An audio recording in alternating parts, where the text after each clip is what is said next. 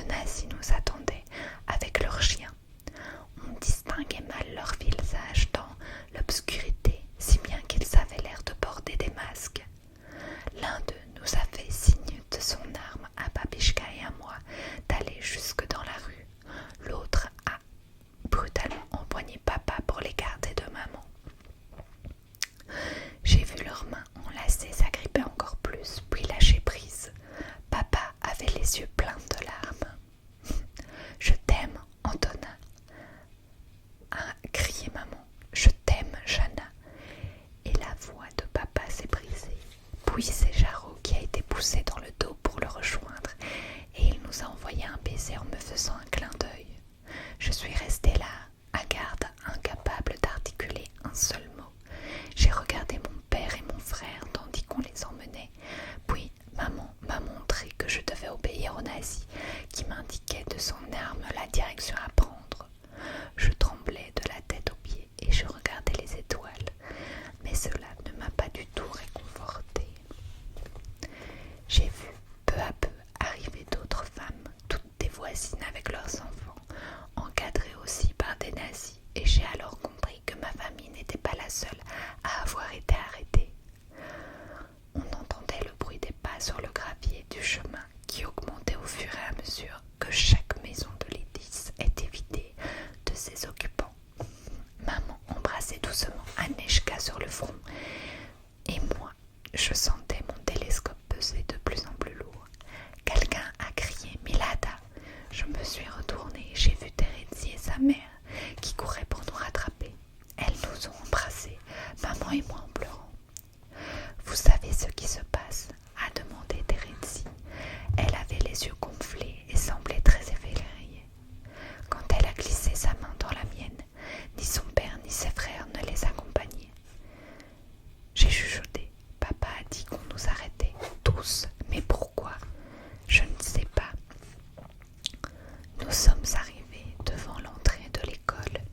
Les pleurs des enfants se mêlaient aux ordres, hurlés en allemand par les soldats qui nous ont poussés sans ménagement jusqu'à la salle de gymnastique où on nous a ordonné de nous aligner le long d'un mur. Je me suis placée tout près de maman et de Babishka, tandis que Terezi se glissait entre moi et sa mère.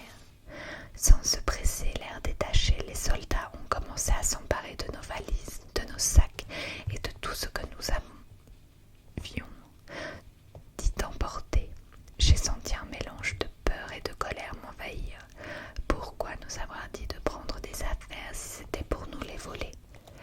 Il s'approchait de Babishka qui regardait droit devant elle. Elle n'a pas bougé ni manifesté aucune émotion quand des mains gantées de noir lui ont arraché la photo de son mariage pour la jeter sur le tas de nos maigres possessions où elle est tombée dans un bruit de fer brisé.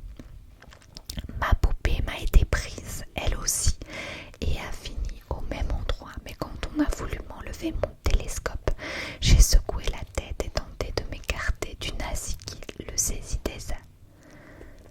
Milada, a jugé maman, obéis.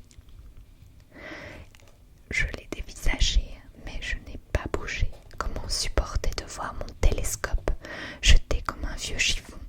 J'ai lancé un regard suppliant au soldat, mais il l'a attrapé d'un mouvement brusque. Toutefois, au lieu de s'en débarrasser, il l'a tendu à un autre nazi qui marchait de long en large d'un air plein de suffisance, en faisant claquer ses talons. Ce dernier est aussitôt parti avec, en direction des vestiaires. J'ai poussé un soupir de soulagement. Au moins, on ne me l'avait pas cassé. Puis, un des gardes a aboyé un nouvel ordre d'une voix pleine de colère, et on nous a vite poussés dehors, où d'énormes camions attendaient, moteurs déjà en marche. Ils étaient recouverts à l'arrière d'une étoile épaisse que le vent soulevait. Dans l'obscurité, j'ai distingué les croix gammées qui les ornaient. On nous a fait monter dedans, serrés les uns contre les autres, le long d'une espèce de rampe. Puis on nous a ordonné de nous asseoir sur les bancs étroits disposés sur les côtés. D'un seul coup, la fatigue m'a submergée.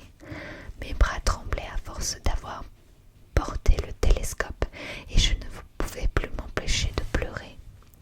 Où allons-nous? Ai-je chuchoté à maman au moment où le camion démarrait. Je ne sais pas, Milada. Elle a essuyé les larmes sur mes joues et a écarté des mèches de mes yeux. Aneshka s'était à moitié endormie sur son épaule. Où sont papa et Jaroslav? Ai-je insisté? Babishka a serré une de mes mains dans la sienne. Chut, maintenant tais-toi, ferme les yeux et tâche de dormir, m'a dit maman. Et elle m'a attiré contre elle. Babishka a commencé à égrenant de sa main restée libre le chapelet qu'elle avait réussi à dissimuler dans une de ses manches. Terezi et sa mère étaient assises un peu plus loin. J'ai essayé de ne plus penser à rien et surtout pas à l'odeur aigre du carburant. J'ai sursauté quand le camion s'est brutalement arrêté quelques minutes plus tard. Quelqu'un a dit tout bas qu'on était à Kladno, une ville proche de Létis, et le message a circulé. Des soldats nazis sont apparus à nouveau pour disposer encore une fois des rampes et nous faire descendre rapidement, nous pousser à l'intérieur d'une autre école plus grande que la nôtre et jusque dans le gymnase. Il y avait du foin par terre qui sentait bon. De leurs fusils, les nazis nous ont indiqué où nous installer. Maman a étalé une couverture qu'elle avait prise pour Aneshka et nous nous sommes assises dessus. Brusquement, le sommeil m'a terrassée, comme si plus rien ne comptait, en dépit de la peur, de l'angoisse, du foin qui me piquait partout. Je me suis endormie comme une masse.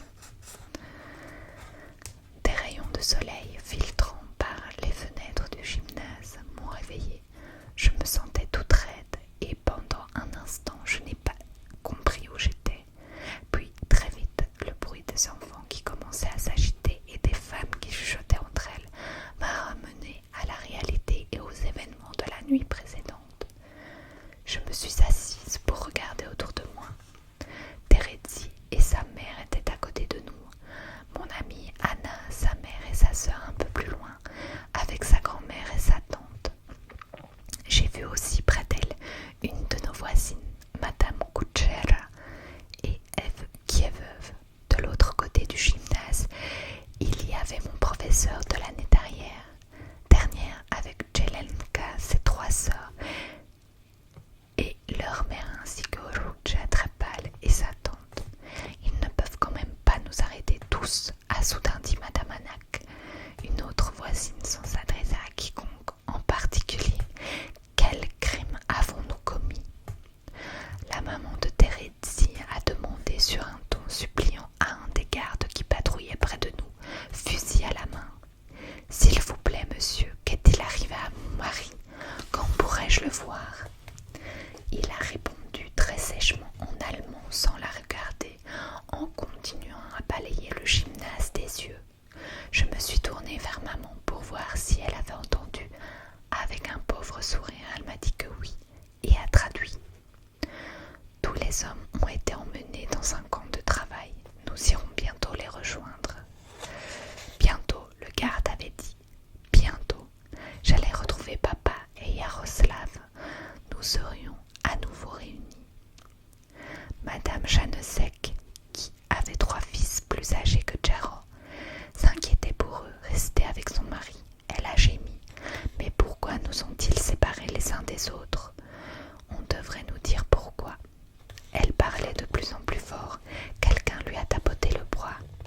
Chut, Elena, chut, tout va s'arranger. Ne vous énervez pas comme ça, s'il vous plaît, tout ira bien. Les heures ont passé très lentement. Pour tuer le temps, j'ai essayé de compter toutes sortes de choses. Les fenêtres du gymnase, les ballons de basket rangés sur des étagères, les portes ouvrant sur l'extérieur, les soldats nazis qui patrouillaient entre les rangées de femmes et d'enfants. Ceux-là étaient nettement plus âgés que ceux de la veille au soir. Ils avaient le regard plus dur, plus en alerte, et ils ne tenaient pas leurs fusils de la même façon. Si je fermais les yeux en entendant le bruit des femmes, des enfants et des bébés autour de moi, j'aurais pu m'imaginer être à un pique-nique de la paroisse ou à une fête de l'école plutôt que me retrouver emprisonnée dans un gymnase. Mais dès que quelqu'un se mettait à pleurer ou que je sentais à nouveau l'odeur du foin, je n'avais qu'à ouvrir les yeux pour voir ce qui était réellement en train de se passer. Babishka continuait à prier en égrenant son rosaire. Sa robe était toute chiffonnée et des mèches grises s'échappaient de son chignon. Aneshka ne semblait pas du tout se rendre compte de ce qui nous arrivait. Elle jouait avec les doigts de maman qui continuait à sourire et à me dire que tout s'arrangerait. Je lui souriais en retour, mais je lisais l'anxiété dans son regard. La maman de Terezi est venue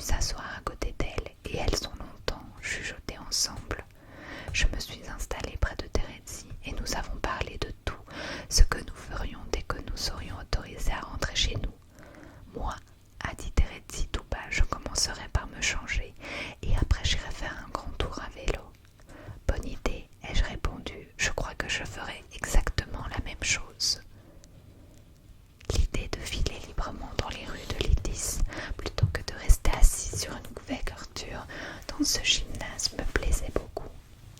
Je viendrai te chercher, a ajouté Terezi. D'accord, et puis il faut qu'on décide enfin ce qu'il y aura pour ton goûter d'anniversaire. Je voudrais un gâteau, un vrai gâteau au chocolat. Formidable, on se débrouillera pour trouver du sucre, ai-je dit. Et Terezi a acquiescé en me souriant.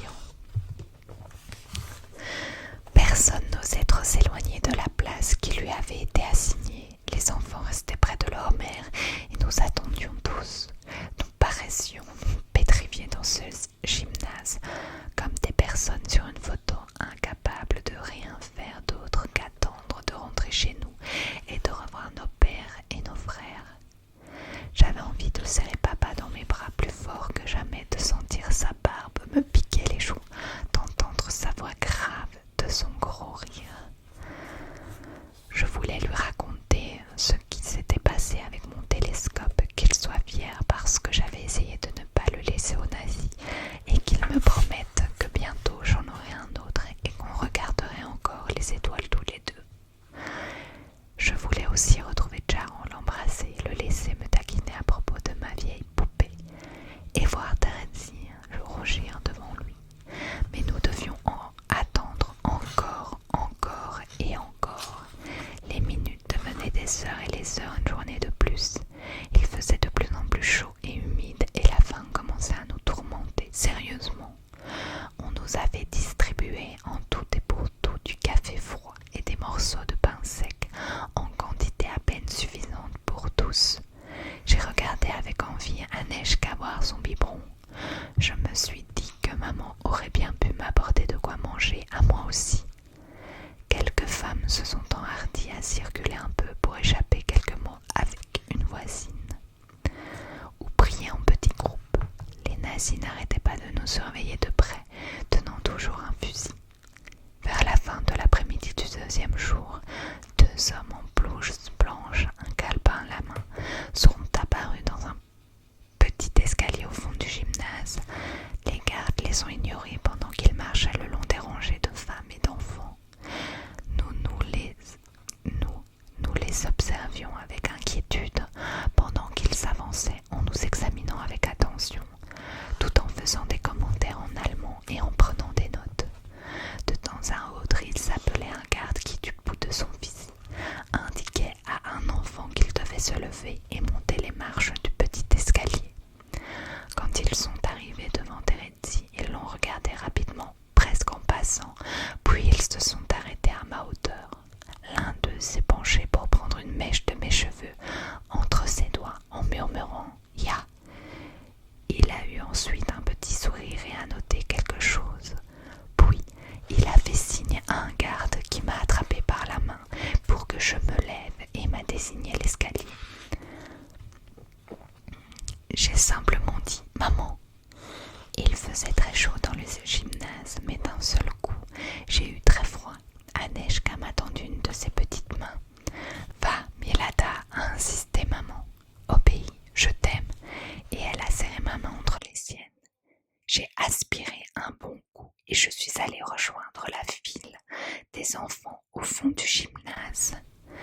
Terezi m'a fait un petit signe quand je suis passée devant elle.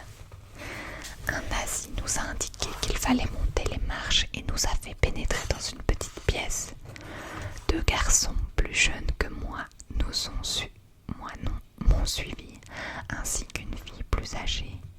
Nous avons retrouvé là une douzaine d'autres enfants de l'étis, dans ce qui semblait être une classe de sciences naturelles, et j'ai été stupéfaite de ce que j'ai vu. Pas par les enfants, je les connaissais tous, même s'il n'y avait qu'une seule élève de ma classe, Roja, qui, selon son habitude, se tenait un peu à l'écart. Non, ce qui m'a frappé, c'est que nous étions tous blonds aux yeux bleu clair. Ce à quoi je n'aurais pas prêté attention si on ne nous avait pas réunis dans les mêmes pièces. Je n'ai pas eu le loisir de réfléchir beaucoup parce qu'un nazi a hurlé un ordre en allemand. Puis, comme personne ne bougeait, il l'a répété. J'ai ressenti une sorte de nausée, comme quand je n'avais pas compris ce que le soldat me criait.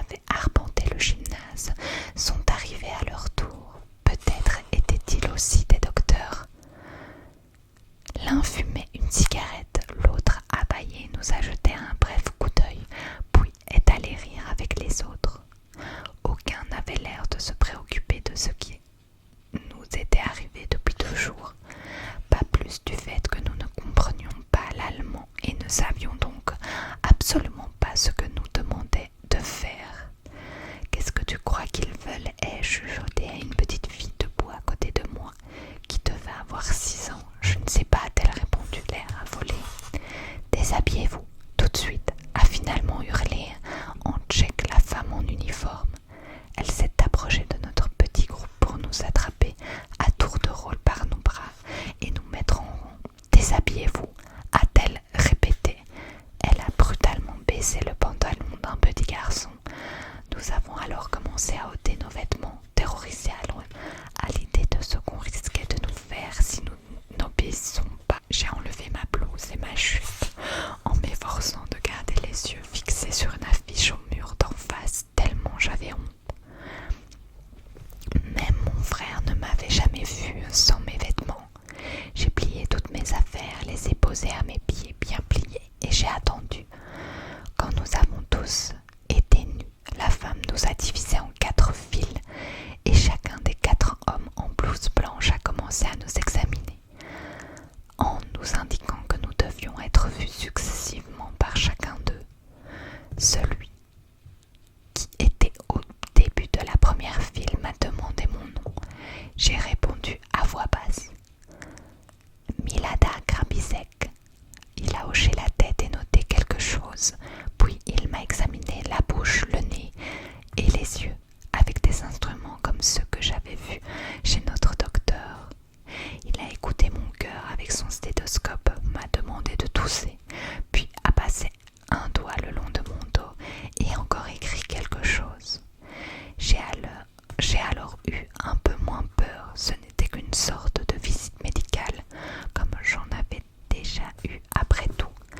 Mais quand je suis passée dans la deuxième file, les choses ont changé. Ce docteur-là portait aussi une blouse blanche et avait aussi un stéthoscope autour du cou, mais il ne semblait s'intéresser qu'à mes cheveux. Il m'a fait aller contre le mur où étaient collées des images représentant des chevelures de différentes couleurs.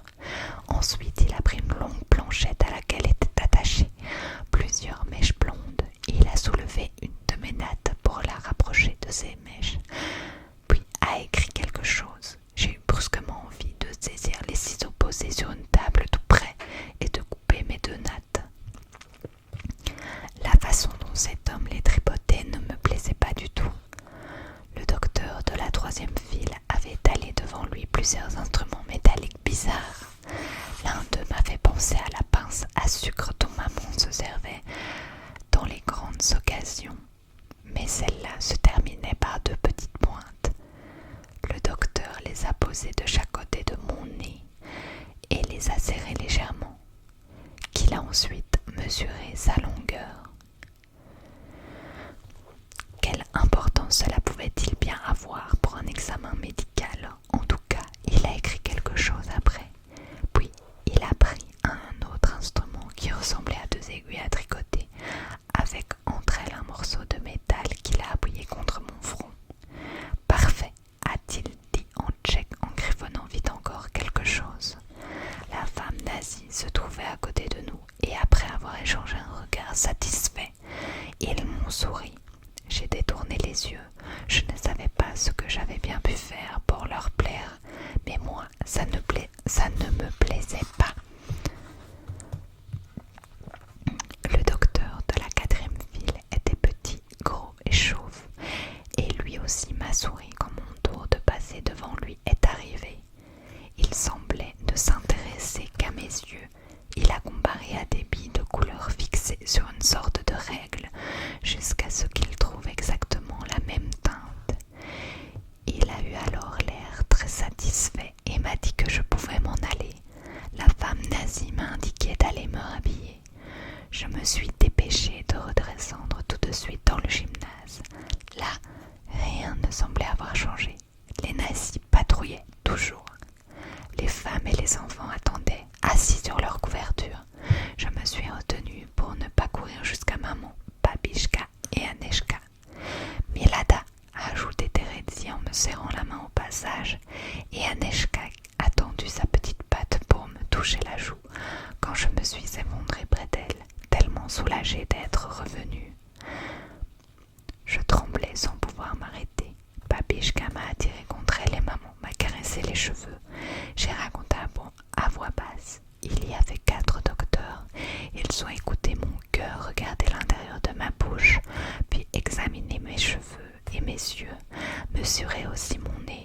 vous avez ça à vous aussi. Non, Milada a répondu doucement, maman. Tu sais, ai-je repris, ça ne m'a pas plu quand ils m'ont touché mes nattes. Et tous les enfants là-bas étaient blonds. J'ai vu maman et Babichka échanger un regard. Peut-être qu'ils vous examinaient pour vérifier si vous étiez en assez bonne santé pour aller dans un camp de travail, a dit Babichka. Mais ça signifie qu'on ne va pas rentrer à la maison. J'avais une grosse boule dans la gorge et du mal à parler. Je ne sais pas, Milada, je ne sais pas, a dit tout bas Babichka. Elle ne me regardait plus. Nous sommes restés dans le gymnase encore ce soir-là, la nuit et une partie du lendemain. La tension est montée, le foin qui sentait bon à notre arrivée dégageait maintenant une odeur âcre, celle de notre peur et de notre angoisse. Tout le monde commençait à s'énerver. Je veux voir mon mari, a gémi tout haut Madame Jeannesec. Et mes 3 fils, j'en ai assez d'attendre encore. Moi aussi, j'en avais assez de compter et recompter les fenêtres et les ballons, de faire semblant de préparer la fête d'anniversaire de Terenzi, de chuchoter avec nos voisines. J'étais tellement fatiguée, je portais les mêmes vêtements depuis 3 jours. Nous n'avions pratiquement rien eu à manger. Maman commençait à me gronder si je restais trop longtemps près de Terenzi, et même Aneska s'agitait beaucoup. Je me disais que je ne supporterais pas une journée de plus ici. Finalement, au matin, quand le soleil a commencé à luire derrière les hautes fenêtres, les nazis ont commencé à hurler des ordres. Tout le monde s'est mis à rassembler ses affaires. Maman m'a dit de me lever pour qu'elle puisse prendre la couverture d'Aneshka. On s'en va, Milada. J'ai éprouvé un vif sentiment de soulagement. C'est là que je voulais par-dessus tout partir, pouvoir bouger, marcher, aller retrouver papa et Jaro. Peut-être même enfin dormir dans mon lit. D'un seul coup, je me suis sentie toute gaie et j'ai aidé Babichka à ôter le foin qui restait accroché à sa robe. Nous arrivions peut-être enfin à la fin de ce cauchemar. Un des gardes a brusquement crié autre chose, toujours en allemand, et maman s'est pétrifiée sur place, le visage tendu. Qu'est-ce qu'il a dit? Qu'est-ce qu'il veut? Ai-je demandé, frustrée de ne pas comprendre. Il dit que nous partons tous vers un camp de travail pour retrouver nos maris et nos fils, mais que les enfants voyageront à part dans un car plus confortable. Elle s'est mordue la lèvre inférieure et j'ai senti mon estomac se crisper. Je me moquais bien de voyager plus confortablement. Je voulais rester avec maman, Babichka et Aneshka. J'ai saisi la main de maman. Autour de nous, les mères serraient les enfants contre elle. Et une fois de plus, nous avons attendu. Puis un nazi a empoigné une petite fille. Non, non, pas mon bébé, a hurlé sa mère. Aussitôt, cela a été le chaos. Tout le monde criait et pleurait en même temps jusqu'à ce qu'un nazi tire en l'air. Aussitôt, le silence s'est fait et il a expliqué lentement, à voix très haute, que personne n'avait le choix. Chaque soldat s'est mis en position, fusil braqué sur nous. Babichka m'a embrassé sur le front et a touché du doigt l'endroit où j'avais épinglé sa broche. Sous mon col, puis maman m'a étreinte très fort. Je t'aime, Milada, ne l'oublie jamais. Je t'aime aussi, maman. Au même instant, j'ai senti qu'on me prenait par la taille et qu'on m'arrachait à ma famille. J'ai hurlé non, mais mes pieds ne touchaient plus terre et j'ai eu beau tendre les bras, je m'éloignais de plus en plus, comme papa quand il avait dû lâcher la main de maman. Le soldat qui me portait m'a fait sortir du gymnase et je me suis retrouvée dehors, d'abord sous le soleil puis à l'intérieur d'un car. Il ne semblait y avoir dedans que 2 femmes nazies, un chauffeur et une seule petite fille qui me dévisageait. C'était Ruja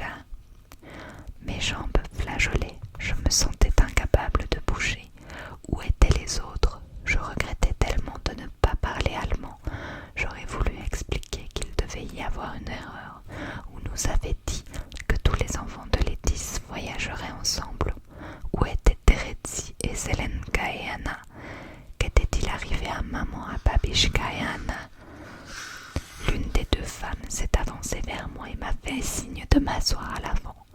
Je me suis effondrée sur un siège tapissé de velours épais. Au moins, on ne m'obligeait pas à m'installer à côté de Ruja. Le car a démarré et par la vitre, j'ai vu s'éloigner le monde que j'avais connu jusque-là. Ma peur a envahi à l'idée de ce qui pouvait m'arriver désormais. Et voilà, la fin de ce deuxième chapitre du livre Ils m'ont appelé Eva. J'espère que cette vidéo vous aura plu, même si le contexte de ce livre n'est peut-être pas génial, mais voilà, ça fait partie de notre histoire et je voulais avec vous en lire quelques extraits. Je vous souhaite une douce soirée